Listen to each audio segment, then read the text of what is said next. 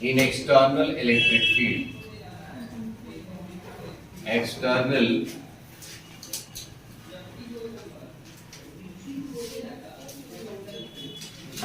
Electric potential energy in external electric. देखिए इसके पहले हम लोगों ने एनर्जी निकाली बेशक है, बट वो एनर्जी तब निकाली थी हमने जब पहले से अपने पास फील्ड नहीं था। हम खुद को चार्ज को ला रहे थे, चार्ज जब आ रहा था एक कोई चार्ज, तो पोटेंशियल ना होने की वजह से वर्क डन जीरो। लेकिन अब क्या है कि हमारे पास फील्ड पहले से ही है, पहले से ही पोटेंशियल है, तब आपने फाइंड करना है क्या, पोटेंशियल एनर्जी। तो इसमें ए नंबर ऑप्शन लिखिएगा, पहला पॉइंट हो जाएगा ड्यू टू सिंगल चार्ज। किसकी वजह से निकालना है बाबू, ड्यू टू सिंगल चार्ज। अब सिंगल चार्ज की वजह से आपने एनर्जी निकाली आपकी इस फील्ड में एक्सटर्नल है। देखिए लिखने से ज्यादा बेहतर है ना पहले समझ ले, बार बार सब लोग कॉपी पेज चला रहे हैं।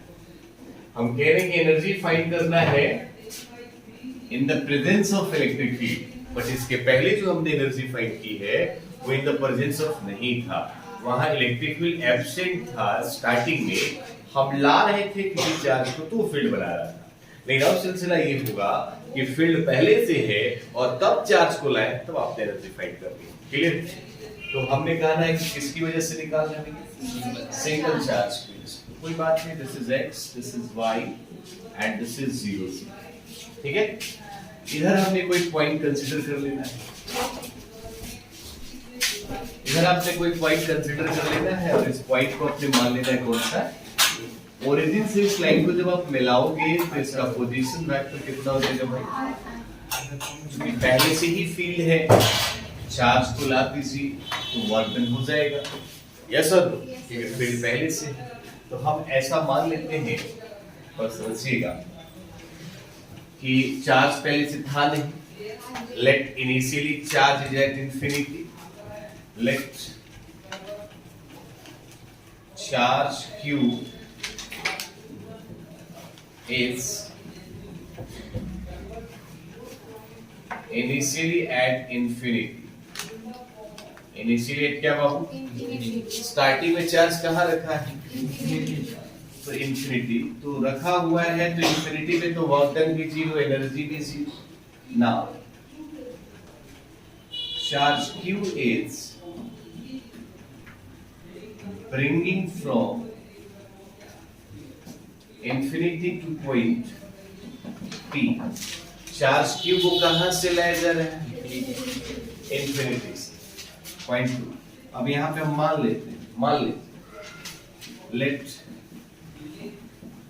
पोटेंशियल एट पॉइंट P, भाई कुछ तो निकला रहेगा ना पोटेंशियल, क्योंकि फील्ड है, point P is what, VR मान लेते हैं।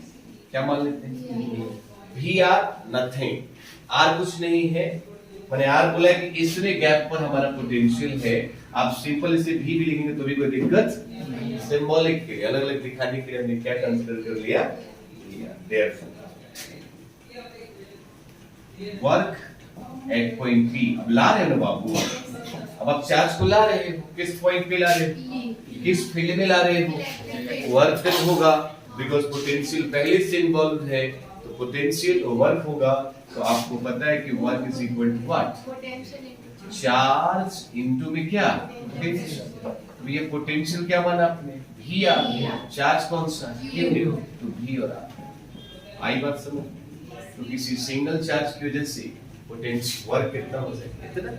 और यदि आप कहते नहीं हमें वर्क चाहिए, एनर्जी चाहिए, तो आपने डेफिनेशन में ही लिखा था इस टाइप का वर्क ही किसमें स्टोर हो जाएगा, इस टाइप का वर्क किसमें स्टोर हो जाएगा, एनर्जी में स्टोर हो जाएगा। It means U is equal to Q V और साथ में कौन सा, हालांकि मोस्टली क्वेश्चन हमारे इस पे ही आएगा। क्लियर बात, समझ में आया? इस पेपर एज इट इज फिर हम बात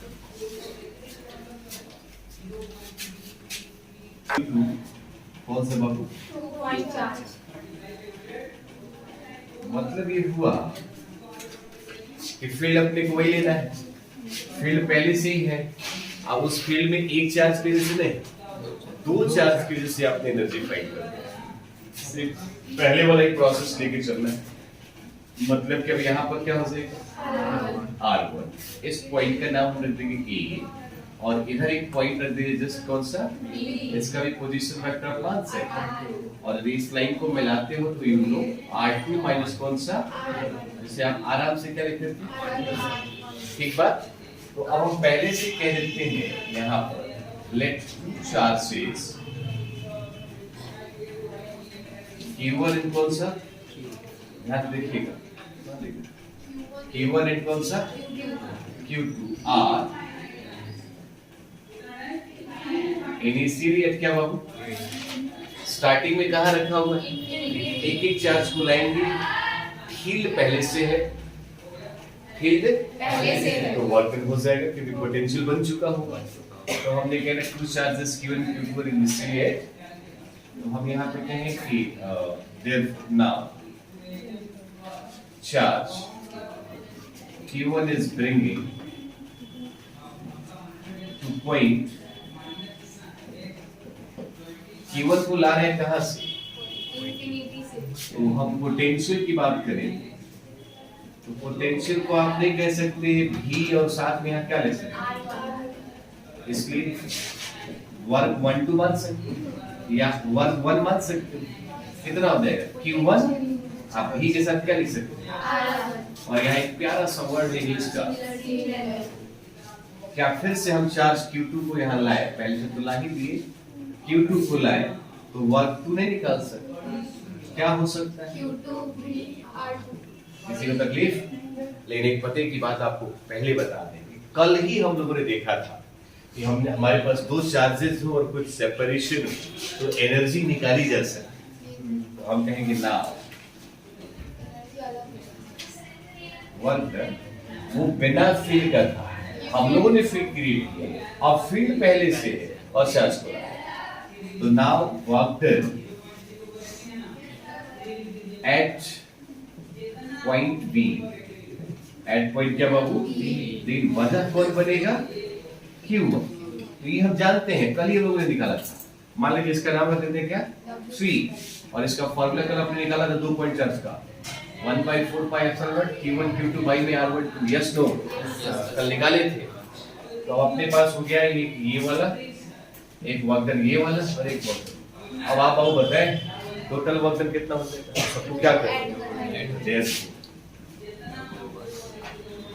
total work done W is equal to W1 plus W2 plus कौन सा वैल्यू रखते हैं Q1 भी R1 प्लस Q2 भी का साथ में कौन सा, अब प्लस में क्या 1/4 pi epsilon Q1 Q2 by में कौन सा, एक तो वर्कडन कहता है तो फॉर्मूला ये लपेट दीजिए, किसी को कोई तकलीफ नहीं होनी चाहिए, ठीक है।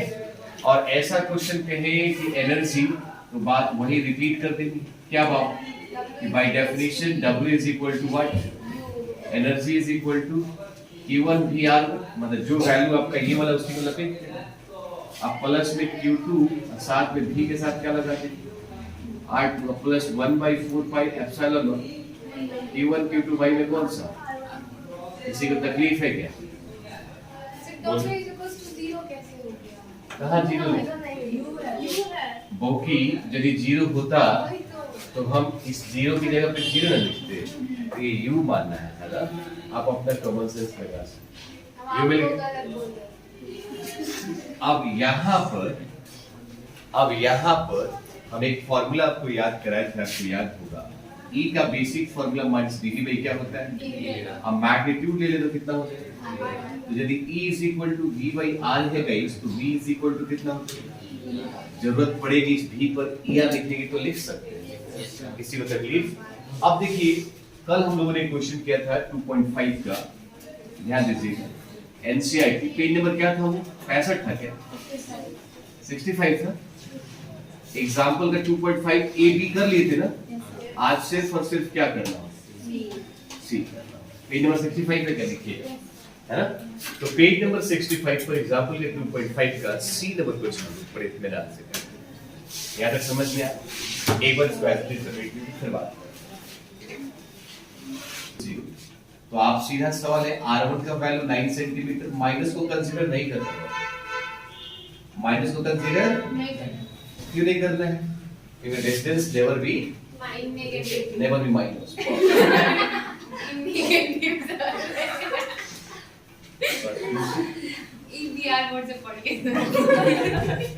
जिस दिन हमारा अंतिम होगा उस दिन हमारा दिल निकाला जाएगा, इतना मोटा कब हुआ होगा। झेलते झेलते distance will never minus, it only plus.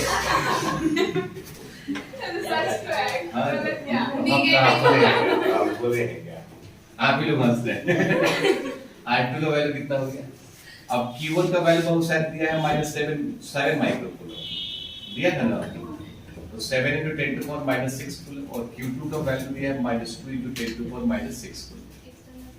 ठीक है, तो यदि R1 और R2 दे रखा है तो बाबू आप R2 माइनस में R1 निकालेंगी। Yes sir. तो R2 माइनस R1 निकालेंगे तो 9 सेंटीमीटर और माइनस 9, ये माइनस ये रहेगा, तो 9 कितना हो गया?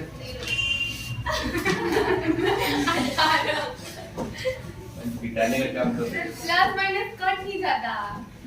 ठीक है या तो अब इस R2 माइनस R1 को बच्चा आप R1 को कह रहे हो, इसका वैल्यू कितना होगा? अब क्या पूछा है, बोलो क्वेश्चन पढ़ो, सी नंबर क्वेश्चन पढ़ो। Suppose that the same system of charge is now placed in an external electric field. ठीक है, E is equals to A1/r. हाँ, और इसमें कह रहा है कि इलेक्ट्रिक फील्ड जो है वो A/r² है, और जहाँ A का वैल्यू है 9 × 10⁻⁻⁰ न्यूटन, 10 का पावर कितना है?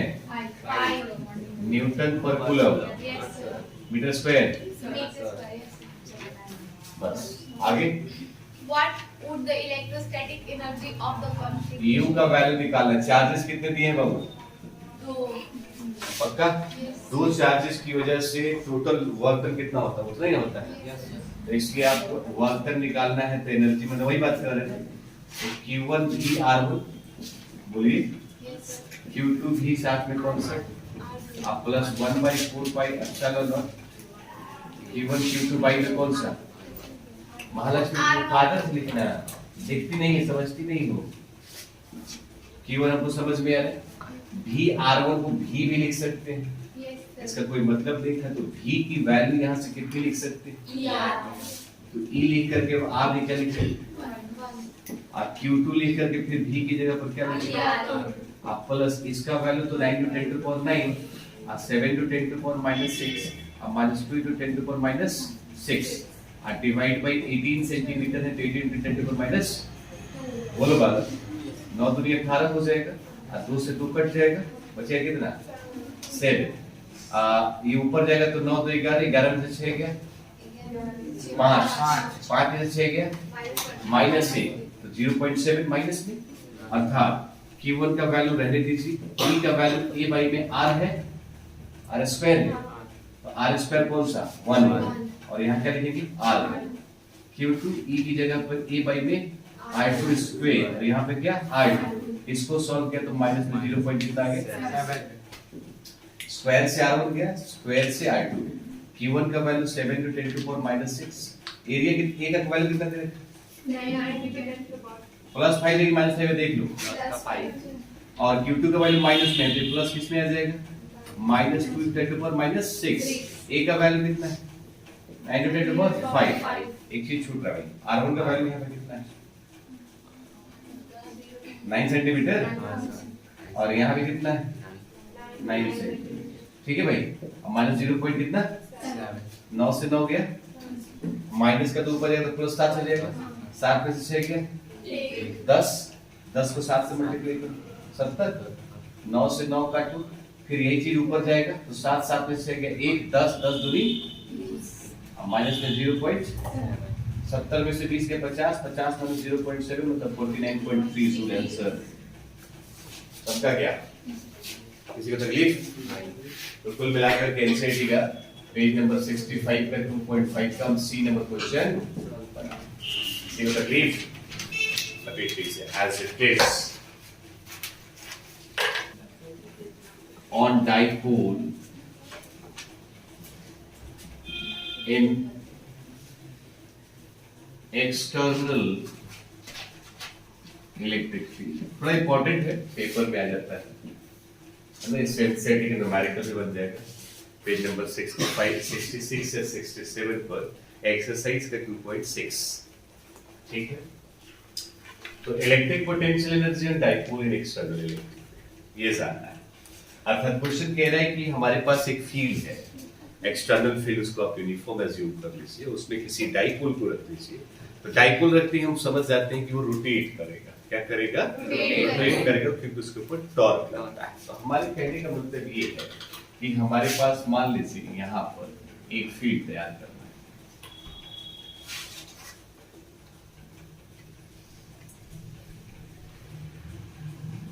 है। मान लीजिए इस फील्ड का नाम हमने रख दिया कौन सा? Uniform electric field. डाइपोल का मतलब आप समझ ही रहे हैं, पेयर ऑफ इक्वल एंड कौन सा भाई? Opposite charge. ये माइनस का चार्ज और ये कौन सा? प्लस का चार्ज। दोनों के बीच का गैप कितना होता है? This is A, this is B. ठीक है, और from negative to positive this is dipole moment, angle must be theta. ठीक है, अब इसके दोनों ही पॉइंटों पर फोर्स लगेगा, एक इस डायरेक्शन में F1 और चूंकि माइनस है तो इसके इलेक्ट्रिक फील्ड के जस्ट अपोजिट। तो इस F1 का वैल्यू हो जाएगा QE। क्यों होगा? क्योंकि E का वैल्यू F बाई क्या होता है? चार्ज होता है। तो वहां क्रॉस मल्टीप्लाई करें तो F का वैल्यू निकल जाएगा Q इनटू E, और यहाँ पर F2 का वैल्यू कितने निकल जाएगा? समझ में आ रहा है?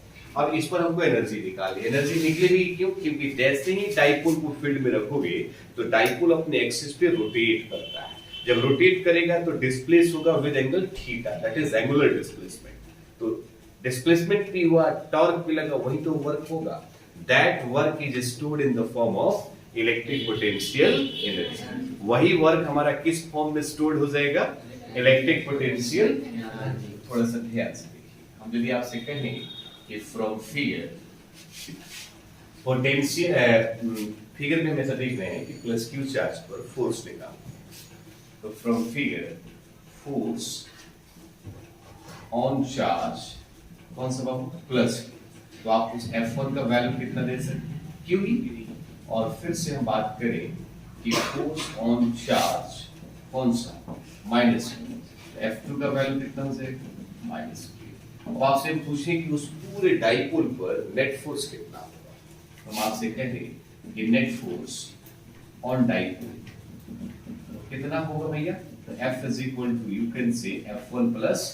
ये क्वेश्चन पूछा जाता है जब किसी डाइपोल को यूनिफॉर्म इलेक्ट्रिक फील्ड में रखते हैं तो उस पर नेट फोर्स कितना होता है? तो क्या बताइएगा? कई बार ये क्वेश्चन आपके एंट्रेंस पर आया हुआ है, इस बात को याद रखिए। तो यहाँ पर हम यही बात लिखते हैं कि hence net force on dipole in uniform electric field, uniform क्या बाबू? electric field is what? ठीक है, तो हालांकि मुद्दा ये नहीं था। हम लोग का कंसेप्ट क्या है कि हम लोग को क्या निकालना है? एनर्जी निकालना है, और एनर्जी के लिए फोर्स निकालना है। ठीक है, अब थोड़ा सा समझिएगा इस बात। हम कहें कि नाउ लिख दें हम कि dipole is placed, dipole is क्या बाबू? Placed in uniform electric field, uniform electric field. तो आपको पता है फर्स्ट चैप्टर में हमने कहा था जब फील्ड में डाइपोल को रखेंगे तो रोटेट करेगा, मींस इस पर टॉर्क लगता है।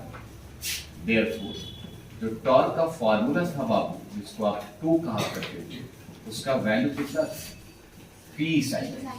टॉर्क भी लगा, बॉडी डिस्प्लेस भी करी, इसलिए work is possible. So work W का फार्मूला 2 into में क्या हो जाएगा? यदि स्मॉल डिस्प्लेसमेंट है तो वर्क डन भी क्या हो? स्मॉल ही। और D को हटाना है तो क्या करें? इंटीग्रेशन। थीटा 1 से लेके कहां तक? 2 का वैल्यू कितना लिखा है? P sin थीटा डॉट पे कितना? बोलो बच्चा, टॉर्क का वैल्यू नहीं लिखा है, तो P को आप बाहर कर ले तो क्या बचेगा?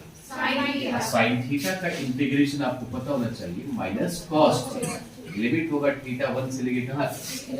dw का इंटीग्रेशन w और माइनस का p कर दीजिए रूल के मुताबिक, cos theta 2 minus cos theta. आई बात समझ में? तो हम आपसे यही बात कहेंगे कि बाय डेफिनेशन यह वर्क ही क्या कहलाएगा? Energy. So energy is what? Minus P cos theta 2 minus cos theta आई बन।